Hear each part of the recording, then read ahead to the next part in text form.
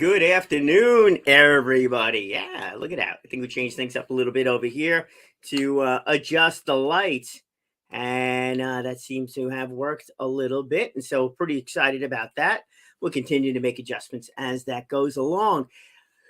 Not exactly what I really wanted to talk about, but it was something that was on the top of my mind. Yep, it's a total advancement through different obstacles and to make sure things work and things work correctly as that goes. So let's go over here. I think we're good. I think we're definitely good. It's the end of the year. We're going to talk about goals. Why? Because it seems like it's public opinion, right?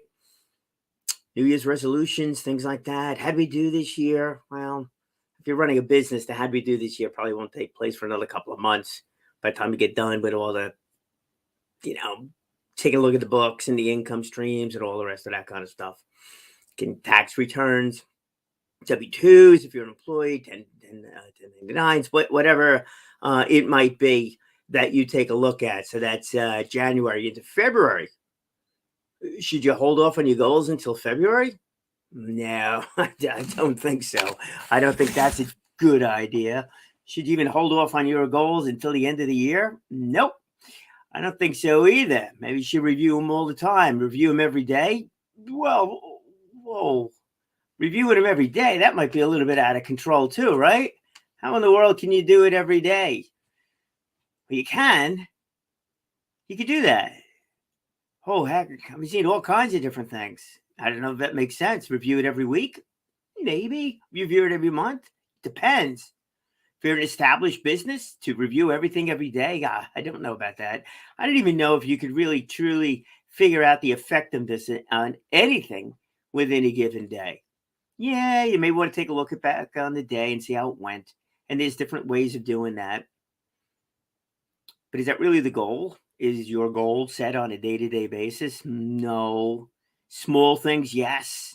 You want to get up in the morning. You want to do say a prayer, positive affirmation. Start the day off right. Think and then understand that today is going to be a good day with challenges. Maybe keep that 80-20 rule in there. But bigger goals, nah. Staying in line with those bigger goals. Now that is quite a bit more challenging, right? That really becomes a bit more of an issue. How do you stay focused within those goals? And I could tell you right now, there's a reason why there's nobody standing behind me when I say this, because I'm terrible. I'm just flat out terrible at it. I look forward to looking at this video a year from now and saying, man, what the heck are you talking about? What gives you the right to talk about why and how people should stay focused on goals and how to stay streamlined and how to say no? Where the heck is my credibility? Well, I don't have any credibility in that area. I really don't. I say yes. I was like, oh yeah, I can help you out. That's fine. New project. That's exciting. Count me in. What are we doing Tuesday? I got an extra 30 minutes. Yeah, sure. I could do that. You want to meet for breakfast, for lunch? Yeah, no, that's good. Dinner? I can't do dinner because I'm obligated with other things. It's too much. It's too much. It's too much. Sat down with a buddy of mine, business coach, sales coach. We're talking implementation guy here, not so much a strategy guy. Strategy guy is one person. This is implementation guy. So we sat down. And he says, and he said, I want to take you out to dinner. It's my time. I'm like, oh man, this is not good. He goes, yeah. That means I'm asking you questions. You're answering those questions because it's my time. I'm paying you for my time. It's like, all right, it was a little odd way of doing it, but that was that. We went through the amount of time I spend during the week on other things all over the place. It was too much. It was just too much. But it was like, oh, I said, oh, but this makes sense. But well, there's enjoyment there. But there's a gazillion different butts get tossed in there. It's like, man, so right. So it's staying focused. This year, last year, definitely put more of an effort into that. The question is, do you really know what you're aiming to accomplish? What is that common thread? That is certainly something I've been a lot more focused on. Still taking on a couple of different projects as it goes along, but it's got to fit within the common thread. The goal, well, that's somewhat of a goal, but that's just the common thread. It keeps me a bit more, in line. Common thread. So what's your common thread? What is it? What is it? If you're in and we'll go back to the digital marketing business. If you're in the digital marketing business and you got invited to learn about something to do with marketing, to make sense? Yeah, there's a common thread. It's got that word marketing in over there. If you got invited to learn how to make a computer, actually make a computer, build a computer, you're like, why? If you were to go out there and take lessons on something that's got nothing to do with marketing, the question is, why? If you were to go out there and get involved with, let's say, the nonprofit community, and I'm very involved, and I think being involved with the nonprofit community makes sense.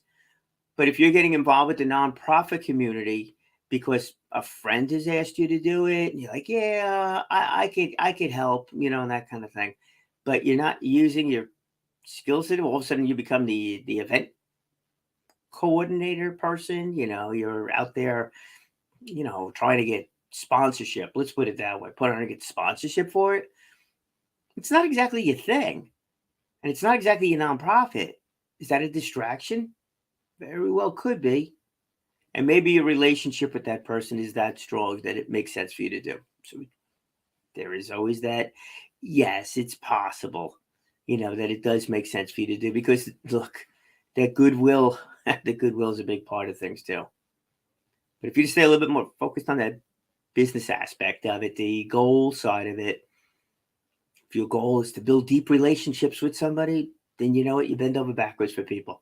There are certainly people that I would look to do what I possibly can do to help them, even if it's a steer out of the way of what I'm doing, because that relationship is important.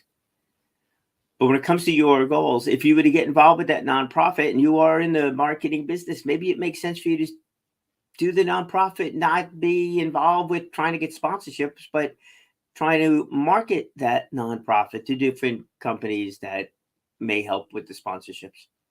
Now you're using your skill set. That makes a little bit more sense. That's what you call staying, in line, keeping it within some focus of what it is that you're trying to accomplish. That becomes important. So that's one of the things that I've tried to do. At least keep most of everything, that in line with what we're trying to accomplish over here. But the distractions keep on coming up. They certainly do. Could be a day-to-day thing, could be something else, could be the dear old COVID that just doesn't want to seem to go away, does it? All of a sudden we're back in the game again with that one. Hopefully this one's not as severe from a health standpoint, but it does appear that the possibilities of getting this variant of the COVID is higher. And I think the big concern on that one is the fact that people are very concerned about the hospital system. If you get too many people going into the hospital at the same time, it just is an unbelievable strain on that one. So, that therein lies, I think, that, concern over the whole thing. But it becomes a distraction. Even turning on the news and listening to everything that takes place over there, it's a distraction. Should you know? Yeah. Should you be so involved, knowing all the gory details that goes along with it? Maybe not, So keep that in mind as you are a bit more streamlining your own efforts. So I have something that I want to share with you that I've done in the past, and perhaps we'll get together. We'll do that one again. It's funny. I've tried to go more and more digital in my efforts. So what I used to use was a book. Yeah, a book, a piece of paper and all the rest of that kind of stuff, and wrote down those things. But got to digitize. Maybe it's something to do on that one. Figure out how to digitize many of these things. But our friends over at TEDx have given presentations on a lot of different things, and that is something I'd like to share with you. And then we will see what they have to say. This TEDx talk is about achieving goals. Goes for about 10 minutes over here. The issue is, if you want to achieve your goals, don't focus on them. Now, that's a surprising comment, is it not? Don't focus on your goals in order to achieve your goals. Really? Like, that makes sense? How does that make sense? I'm not too sure that makes sense, but we're about to find out. So, ladies and gentlemen, here we go. Let's listen to Reggie Rivers at TEDx Crestball Park.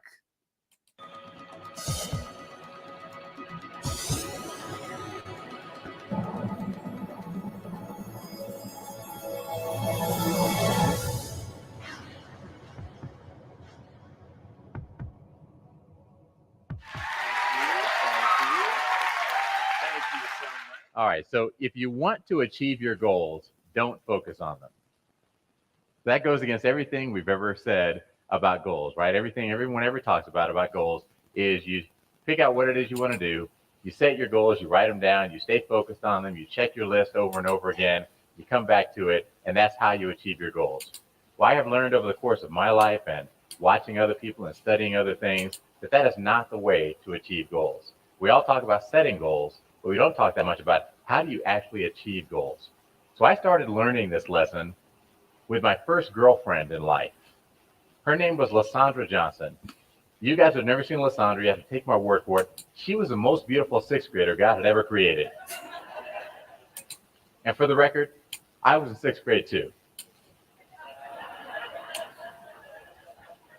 I used to look at this girl and think every day I would love for Lysandra to be my girlfriend. But I was young and I was afraid, so I didn't go say anything to her.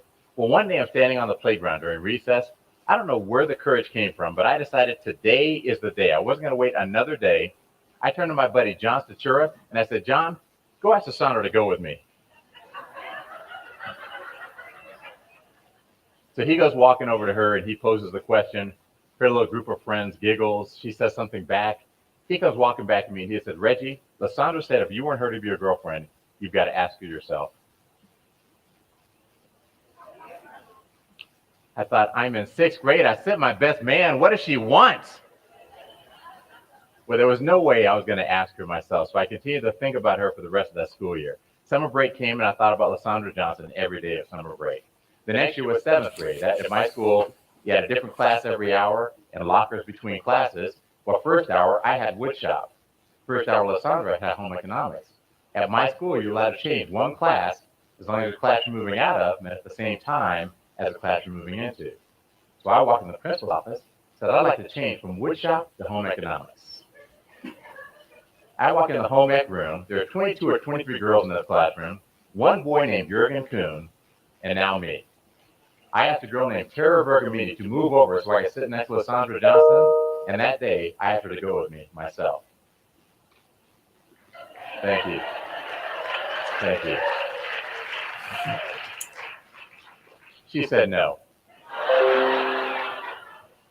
That was my first lesson in the prerogative of women. There would be many more. But to make a long story short, Lysandra did end up becoming my girlfriend for 2 weeks and 3 days later in that school year. But I tell that story because that's the first time in my life that I can say that I purposely focused on the part that was in my control and ignored the part that was outside of my control. That was the first time in my life that I purposely focused on my behaviors rather than my goal. We set goals for ourselves, but our goals are things that are outside of our control. Whatever it is you want to achieve in your life, if you're a student and you want to get an A in a class, that's outside of your control. You don't get to write A's on all of your papers. You have a teacher who's going to grade those papers. You have a teacher who's going to give you assignments. Somebody else is setting the curriculum. Somebody else is grading you. You don't control what your grade is. If you want to be the world's best salesman, you don't get to make all the sales yourself. You don't get to do both sides of the transaction. You got to recruit customers into your life. Goals require you to have the participation of other people. Therefore, they are outside of your control. So if you spend too much time focusing on your goals, you never achieve them. Behaviors, by contrast, are things that you alone can do. It doesn't take a parent, a teacher, a coach, a friend, a neighbor, a spouse, a child. It doesn't require anyone else. You alone can do behaviors. And behaviors are the things that you focus on in order to achieve your goals. And look at the situation with Lysandra Johnson and I. When I was focused on my goal, which was to have this girl be my girlfriend, I couldn't speak to her if I was walking past her in the hallway. In my head, all the time was, Lysandra's cute, I want her to be my girlfriend. Lysandra's cute, I want her to be my girlfriend. We're walking past each other in the hallway, I would turn the other way. I would not even say hello to her because I was terrified. All I could think about was my goal. When she told my friend John, if Rachel wants me to be his girlfriend, he's got to ask me himself, I heard yes.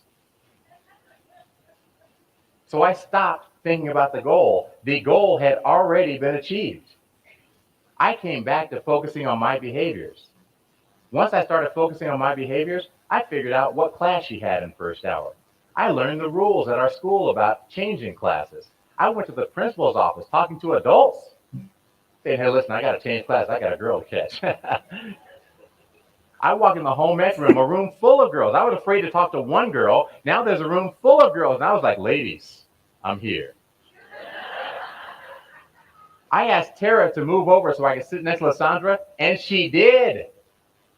I had a little swagger to me because I heard yes. And when I heard yes, I stopped focusing on the goal and I started focusing on my behavior, and I got myself in a position to achieve my goal. Well, she said no at the time, but later she said yes. But I learned years later when I looked back and I thought about that, I thought that's really the model for what happens in life. It's a metaphor. If you think about what we all go through with, say, weight loss. We're all on a diet at one point or another. I'm on one now, involuntarily. My wife has put me on one. But we're all on a diet at one point or another. And how does a diet start? It starts with a goal. You say, I want to lose 10 pounds by the end of the year. Okay, that's great. You have a goal. If you stay focused on that goal, you will never lose 10 pounds. Because what's the next thing we do? We go from our goal to the scale. We say, okay, I'm going to step on the scale. Scale, please tell me if I've lost any of these 10 pounds. I haven't lost any pounds. I gained a pound. Okay. And we keep coming back to the scale. And, you go through a week where you eat well, you're exercising, you're drinking a lot of water, you're doing all the right things, and you get on the scale and you gain weight, you quit the diet. If you focus on your goal, you won't achieve it. Instead, you have to focus on your behaviors. Your behaviors are what are in your control. You control the food that you put in your mouth. You control the liquids that you put in your mouth. You control how much exercise you do. You control how you feel about the weight that you are. You control how you feel about the amount of food that you're eating. You could either be like, feel deprived and miserable. Oh my God, this is the worst thing in the world. I'm eating less than I used to eat and I'm starving all the time. I feel miserable. I can't believe I'm on this diet. It's awful.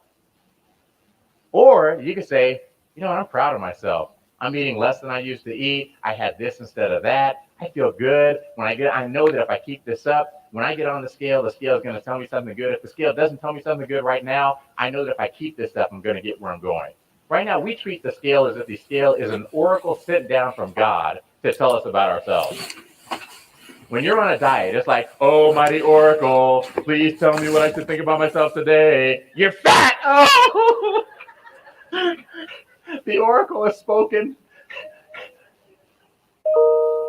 If you focus too much on your goal, if you focus on what it is you weigh, then you're never going to achieve your goal. You have to focus on your behaviors.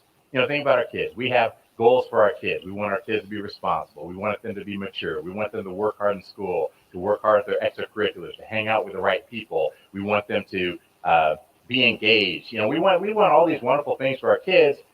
And because we want these things for them and because we focus on those goals for them, we spend most of our time as parents being agitated. Why are you doing that? I told you not to do that. Get over here, do your homework. What? You're only one page in. I told you to get your homework done. And we spend all our time fussing and fussing and fussing because these kids won't do what we have in mind for them in terms of our goals. We are focused on our goal. If you focus on your goal, you'll never achieve it. You have to focus on your behaviors. Behaviors are things that are in your control solely. So you can't control what your kids do. You can control your reaction to your kids. You control rewards. You control consequences. You control your consistency. You control whether you deliver on the things that you say you're going to do. You control whether you respond to your kids at a level 10 or a level 3. You control what you control. And when you focus on the part that's in your control, which are your behaviors, you tend to achieve your goals. So how does this work? The way that I do it in my life, when I set a goal for myself, I make a goal and I'll say, whatever it is, I want to lose 10 pounds. So then I immediately look and I say, behaviors are very short term. I only believe that I can control my behaviors for 7 days. That's it. So when I set a goal, I say, what can I do today that's going to help me get closer to that goal? What can I do tomorrow that's going to help me get closer to that goal? And what can I do this week that's going to get me closer to that goal? Today, tomorrow, and this week. I write things down in those three categories and plan out how I'm going to go after the goals that I have in my life. And that gets me focused on my behaviors. And I know that if I focus on my behaviors day after day, I keep myself motivated day after day. I feel good about what I've done because I say, I did this, I did that, I did that. I'm not worried about the goal. I'm not worried about how much I weigh. I'm not worried about how many sales I've made. I'm not worried about anything that's outside of my control. I'm focused 100% on the part that's in my control. If you want to achieve your goals, don't focus on them. If you want to achieve your goals, you have to focus on the behaviors that are the building blocks that get you to your goals. Thank you very much. All right, there we go. Let's go here. Stop sharing, close that, bring it back over here. Still, if I can figure out how to do that with keeping eye contact with you, we're getting better. I don't know. Who knows? Maybe one day we get ourselves an assistant, somebody else to work on this thing. Also, got to figure out how to get rid of all that extra white on the outside of it because I think it makes it a little too bright. Or we back up a little bit. Whatever it might be, that's it. But he's right. What about the goals? Well, here's the goals. I want to make this thing look better. Well, that's a goal. I can sit here and think about that all the time, but if I don't do something, I don't take some action, it's not going to happen. So I pivoted the screen around a little bit more so. Try to figure out this a little bit more so as to how to get that lighting to work out really properly as that goes. Still can't believe I'm having such a challenging time with that one, but that's beside the point. Let's go back in the day when I used to actually coach. It was a bunch of salespeople. I was the sales manager in an office. And at the beginning of the year, we would go around and everybody would fill out these forms. I created them so they were brief. That's another thing too. How if you're setting yourself up and you want to achieve something, how much effort should you put into the plan itself, those goals? Should it be long or short? I opted for a shorter one, and did that. It was no more than 2 pages, a little bit of historical information about things that each of those people had accomplished. And then the questions had to do with what do you like to do? And ultimately, what sales numbers do you actually want to get to? Part of the reason why I went with the backward information is I wanted to show them that I put effort into creating it, not just coming up with a bunch of questions, but actually come up with creating it. So they saw I put effort into it too. Just as a little aside, if you're going to be working with any of the salespeople, any of your folks that you work with, even if it's referral partners, put a little effort into it. Don't just give information and ask questions, but give a little backwards stuff, such as referral partner. You could have statistics that 60% of your new business comes from referrals. Mary, you've been terrific with referrals. Last year, you gave me 3 people. Of those 3 people, 2 of them did not work out. The other one did, and that was great. Hey, really appreciate it, that kind of thing. Now they know that you're not just showing up and saying, hey, Mary, can I get a referral from you? It's like, really? So does that fit in line with what Reggie was just talking about? Yeah, absolutely. So the goal is to get more referral business, right? But you need things to happen. You need Mary to give you more referrals. Okay, but how's that going to happen? It's only up to Mary if she's going to do that. So that's out of your control whether she does it or not. What's in your control is showing Mary how much you care about that relationship, about how much you care about her giving you referrals and how much you care about referrals because you've done all this backwards work stating that 60% of your business comes from referrals. She gave you 3 referrals. You were honest. 2 of them just did not work out. 1 of them did, and that made an impact in your overall year. Those are all actions that you take that will show Mary that you're very serious about it, and that is what you can do. Going back to those folks that I was talking to on the sales side of things, it was a matter of wanting to do a certain level of commission business. Call it $250,000 in commission business. Prior year, they did $150,000 in commission business. So, what does it tell you right off the bat? One is that they can't do what they've been doing, exactly what they've been doing over the past year. It needs to change a little bit. They need to do something different. So if their goal is just to do $250,000 and have what is better, 80% or so, 75%, increase, in business to do it, they're going to change their efforts by that 75 percentage points. They're going to do something a little bit different. What is it? It can't just be a matter of wishing for it to happen. It can't just be a matter of, well, maybe the customer will buy more. Well, maybe doesn't do it. Hope doesn't do it.